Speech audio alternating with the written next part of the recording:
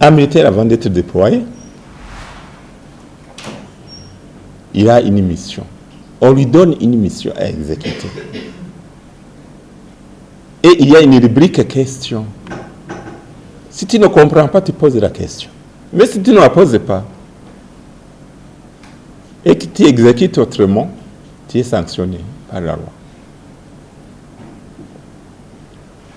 Il y a ceux qui ont dit que lorsqu'ils refusent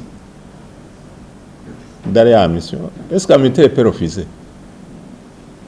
Si on donne l'ouverture de refuser, il peut aussi refuser d'exécuter la mission d'aller combattre l'ennemi qui attaque notre pays. Et c'est la haute trahison. Oui, c'est la haute trahison. Donc, il n'y a pas de refus à l'armée. Il n'y a pas de refus à l'armée. C'est une mission difficile. L'armée, ce n'est pas un job, ce n'est pas un métier comme tel. C'est une vocation. À l'ISCAM, c'est écrit qu'ils soient ici ceux qui veulent et qui peuvent.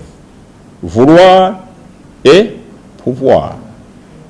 Donc, vous venez parce que vous voulez et parce que vous pouvez.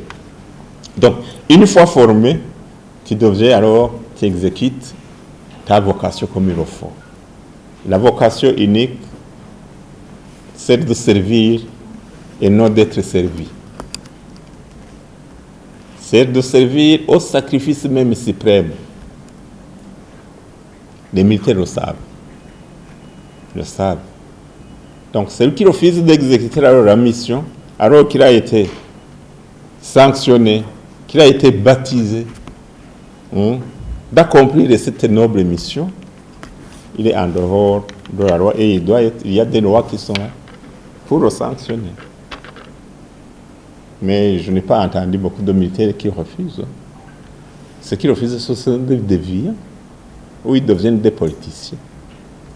Donc, à l'armée, il n'y a pas de politique. On exécute la mission conformément à ce qu'on a vu. Volonté stratégique pour la défense de la nation. C'est une mission noble. La compréhension de la mission, c'est clair. Lorsqu'on défend, lorsqu'on est notre voisin à défendre le pays, nous aussi on gagne. Il y a les échanges commerciaux, la circulation des biens et des personnes librement, et tout le monde en profite. Vous avez vu qu'ici, à Bujumbura surtout, plus particulièrement, les hôpitaux font des services impeccables aux ressortissants de la République démocratique du Congo, surtout la partie Est. Ça, c'est bénéfique.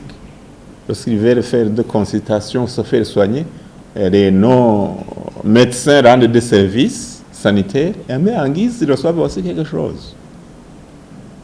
Mais aussi la circulation des biens. Les commerçants congolais viennent ici à Bujumbura pour acheter des produits nationaux, pour satisfaire leurs besoins. Et en guise de on reçoit la population burundaise qui produit ses biens, reçoit quelque chose.